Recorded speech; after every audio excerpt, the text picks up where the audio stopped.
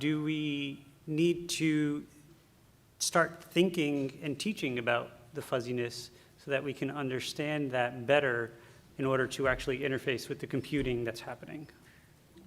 You know, I'll take a stab at it. Do you guys hear me?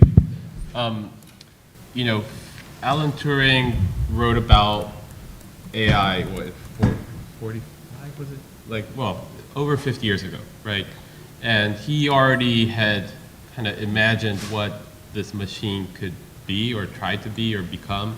But partially it was more of this kind of, it does come back to this philosophical, almost, let's say, reflection of what we are. Like, we barely know what humans are. So why would we know what to make these machines? And what would you even want them to do? And I think a lot of the things been just ways to, let the machines do certain problems. And the things that's been addressed so far are not the basic ones, but the stuff that we need to have solved, like make wider roads or faster things. Those are fairly clear problems. But when you look at the whole spectrum of human questions, there's much more broad questions, and I don't think the computational resource has been distributed evenly for those things. Yeah, I mean, one way to think about this is, this goes back to the information theory of mind, thinking that our mind, or us, we operate like computers, right? So actually it's vice versa, right? So like trying to define what a computer is what it does, was kind of like thinking about human mind. Okay, what happens? I look, I see, and I then define if it is this black or white, and kind of like, which goes back to that analytical knife.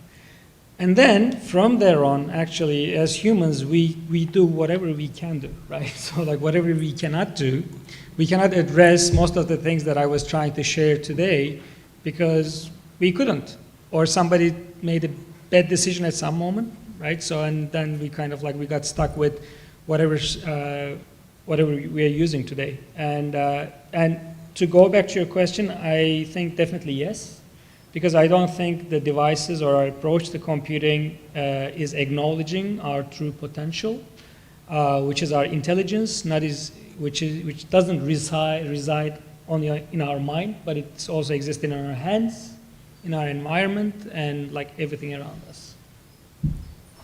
I know, James, you mentioned talking about you work with robots where they needed to be precise and accurate every time, but now you're working with robots where you're trying to make them not precise and accurate every time. You're introducing fuzziness into that. Well, I mean, we still have to make our parts correct, right? So there isn't the ability to make them fuzzy. Architects would be unhappy about that. And my topic feels a little bit pedestrian now, but there is something nice about working at Zaner. And there was some audio that unfortunately I missed, but the punching machine is sort of the heartbeat of Zaner, right? Like when it's punching, we have work, and there's people working. And it's an old discussion about interfaces between humans and machines, and you can look at Marx talking about these men chained to these machines during the Industrial Revolution. And so the UI still is a serious issue at a very mechanical level too, because it means somebody sits there and clicks. It means somebody is spending hours and hours doing these menial tasks. Versus if we can think more about the human element and how they interact with it. Yeah, I think it's an imperative. Are there any questions from the audience? Don't be shy. Uh-oh. You guys scared him away. No. I'll segue into another question. So I know there's a lot of educators within the audience. I also teach as well. A lot of times we teach form, we teach space, we program, so on and so forth. There was a time where we deviated and we started to teach software applications, and I think that was a bad idea. But how much do you think as educators do we need to teach individuals some of this fuzziness and to capture that fuzziness as part of the real world to kind of inform what we design and what we build?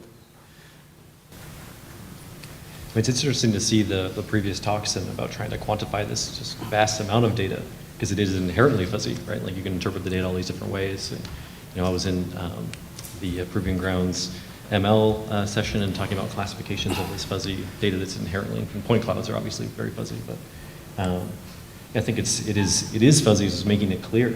And what parts you choose to keep fuzzy is for me the open question. I love the interface and the interactivity of that. You know, I think the question of how interface shapes us is so non-discussed. Is so, and this is probably what you were speaking a lot about, is that you don't take into account like how we're nurtured culturally. And this is where technology and humans, to an extent, aren't separable. So we can't just talk about technology. And when you see slides without humans in them, it's kind of scary because it's like chopping off half of the body and just discussing the whatever mechanics of it. So I think humans do have a long history with technology and how it's evolved. But currently, it's partially to do with so sophisticated marketing and products of like, you know, Apple products looks amazing, but we don't think twice what we reduced or left out in the transition. And I think as the kind of future visioners or designers, right, that we have to understand that, and again, it is like a cyclical thing, so you're trying to reshape that, so therefore it's another paradigm. But if you're not acknowledged of that, you're within that paradigm. So to that bell curve, you're on the curve instead of finding new possibilities which are out there. I mean, about teaching, I'll step back there and also like professionally, kind of like for my practices too. We of course have to do it, right? So we have these tools, we have the gadgets, we have the computers as they are, and the available kind of like set of tools that we can use. And some of them we appreciate more because they open up the world more flexible. Some of them kind of like crash more and then, you know, makes you unhappy and so on and so forth.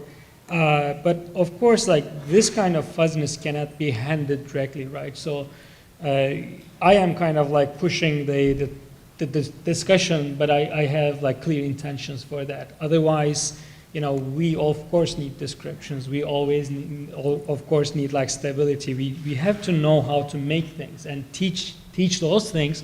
And then, okay, well, things are working now, then okay, you know, actually when you look at how the world or life works or how the history has changed, there are a lot of like, you know, fuzzy impacts, like bam, something like big event. So, okay, how can we make a big event possible? So that should be the part of the discussion in teaching too. So. Cool. Any questions? Still shy? All right. What about in terms of what we can do to remove ourselves from the computer and interact more? So we spend a lot of time at these keyboards. I am guilty of it myself, right? We need to produce things. We need to produce spaces. We need to produce buildings. Because I mean, that's where we're in the AEC tech space, well, except for, you know, a couple of folks here. But like in the end, how can we remove ourselves, or what advice can you give to remove ourselves from, you know, these keyboards and actually be able to put ourselves in this space where what we have perceived has become reality, and understand kind of the value of what that fuzziness could have been to us? Kind of like there was an earlier question of for the WeWork folks, like, have you taken some of your analysis and brought it back into the real space and actually been into the real space? So can we take ourselves away from the computer to realize what this fuzziness should be like? Do you guys have any suggestions, or you're going through your own processes? Well, in the animation I was showing of all these panels kind of zooming through, there was an embedded tacit knowledge in that, right? Unless you have the information from the operator and the people who know the material really well, you can't program the machines well. And so there's a loop there that's really critical. Otherwise, you're programming things you don't understand, which is not a great thing. So, and maybe that ties to education. I mean, there's sort of an arms race of robots and machines all over the world right now within architecture departments, and I think that is really a call to arms to learn about the material and to get physical with it, and then use that information to, affect your design and change. It's a hard question. I'm trying to removing oneself. I feel like as a software developer, this is probably the worst. You are your worst UI tester, because you've coded it, you know exactly how it should perform, and you think it's perfect, and you give that device to someone, it instantly shows all your flaws, and maybe that's my way of replacing myself out of the kind of process, is that fresh eyes, fresh memories, certain things beyond expertise is actually super useful in design development. And funny enough, it's one of those things, like once you've seen it, you can't go back.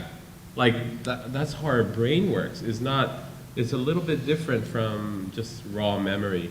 But I think those are actually vital even in thinking of algorithmic processes, because you get so invested in a process, but you never think about handing it over to someone. And I think that's when you truly discover something. Because until then, you are your master of your domain. You know every bit of what you've just created. So the suggestion is that you have to let go and receive that feedback. The more, the better, because that's the iteration that's critical. The iteration inside of your own head is actually doesn't count towards a true iteration. Great question. Very challenging to deal with the problem of getting away from anything digital at all. And I think if you just keep living with it, you're going to be fine. You won't even realize. There's so much, like I happen to tap into like Google News, and I know everything now, which I don't want to every day. And it's hard. So, but I have two proposals. One is classical and one is more romantic. And I think everybody has a little bit of like each percentages may change. And the classical solution, I'm going to kind of like go ahead and give the drawing system that I developed for PhD as an example, which was not an answer, but a question, and it remains as a question. And it didn't kind of like call the computer 100%, right? So there has been a time that I really didn't want to touch the computer. So that was like my romantic side, I guess, like decision. But at the same time, I always acknowledge, and I use it every day, 7 hours plus, pretty much. So the classical solution for this is, in your profession, in your daily life, as you're running like creative processes or like mundane tasks, can you open a niche by kind of like plugging something into it that's kind of like taking you away from the routine that's mandated by the tool? Morpholio, for instance, is one of them for me, and like I know it from the early times. I think it's kind of acknowledging a lot of things about being human.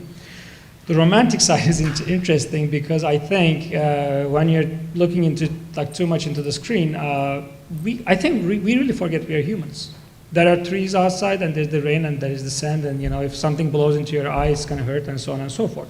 So it's extremely kind of like helpful. So New Balance has this culture. Most of the company, everybody goes for training in the large time, including myself. We go, we discover our body, like bodies, we are embodied creatures, and then we come back to it, and it makes all the difference. And I think just like walking away is step one.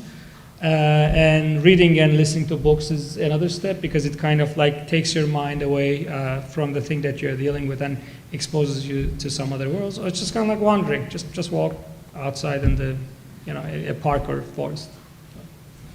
Cool. Yeah, I remember the times when I was in architecture, and you talked about sitting in front of your computer for 7 hours. I think for those that are architects, that's 17. Yeah, like exactly. Yeah. It was like that. Yes. Yeah. The solutions always came to me at 2 o'clock in the morning after I had just exited the building, and it was one of those moments where like I'm not going to go back to my desk, because if I go back there, I'm going to be there till sunrise. So I just said, screw it. I'm just going to go home, and hopefully in the cab ride, I can kind of like just sketch it out and remember what I'm doing. It's Cool. also interesting that this look is a reminiscence of the experience we had in the company too. So that's We go back 17 a little hours. bit. Yes. Cool. We got one question up here? I'm enjoying a philosophical discussion, but this is a less philosophical question. It's more about microphone. I'm wondering, going back to your talk, James, you showed some machines, and you guys are an incredibly sophisticated practice, and you showed some machines that seem to be designed, in Alan Turing's day, almost. Do you see the opportunity for a shift in that industry to begin connecting to the design side to sort of begin facilitating these processes? And where do you think that's going to come from?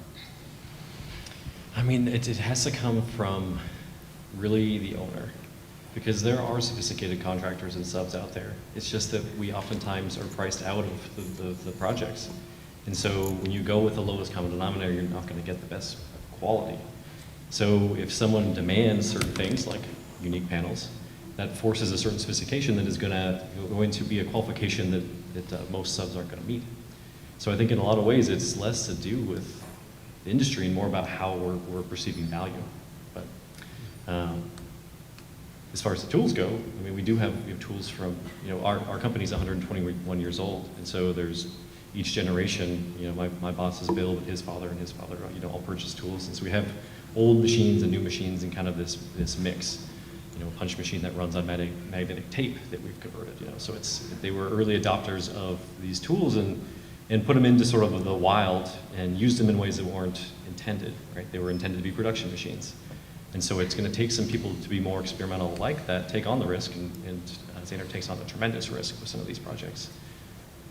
I think I'll just follow up since on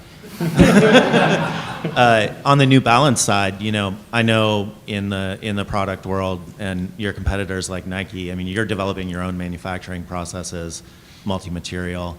Do you see an opportunity to come from a sort of different industry and cross-pollinate across industries this sort of momentum towards connecting to computational processes? Absolutely, yes. I think there's a lot of stuff is happening, and all these companies, I think the very end products or the kind of like the visions are publicized, but inside they're amazing interdisciplinary teams, and it's one of the most interdisciplinary teams that I ever worked with, including MIT. We have in the innovation team 2 architects with generative design backgrounds, other than myself, and then plastics engineers, biomechanical engineers, manufacturing people, and I mean, this is kind of like public information. We have a partnership with Formlabs that was, announced last year. So what I'm finding amazingly interesting for future is, because also the scale is relevant in the kind of like footwear industry.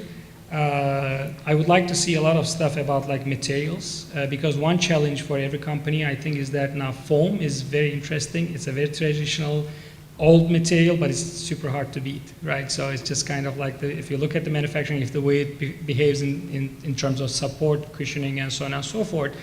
So if I have to speculate, the images I just kind of like breeze through, and those are generally like my kind of interpretations of what may happen in the future. I really look forward to seeing like working multi-material printers, right? And also I really look forward to seeing, and the nice thing, the advantage for me in the past was when I first started, not knowing about shoe design, I proposed many silly things, I guess, and they were supported because it was a different way of understanding. So I was like, okay, I walked in, there's the midsole and there's the upper. I'm like, why, right? So, because I didn't know how they were fully manufactured. So our understanding, just to going back to this kind of like seamless, also, it's not fully seamless, but it's becoming seamless from digital to digital design to digital manufacturing. And now we know that it's very different from what it was 10 years ago. We don't have to rationalize and, we don't have to kind of like make everything the same. So what I'm hoping to see is that even opening up that more towards like personal customization, right? Blending the materials and more seamless kind of understanding from human to computer to manufacturing and so on. So this is a big subject, but I'll stop here. Absolutely, yes. Cool. Can we get a round of applause for our speakers?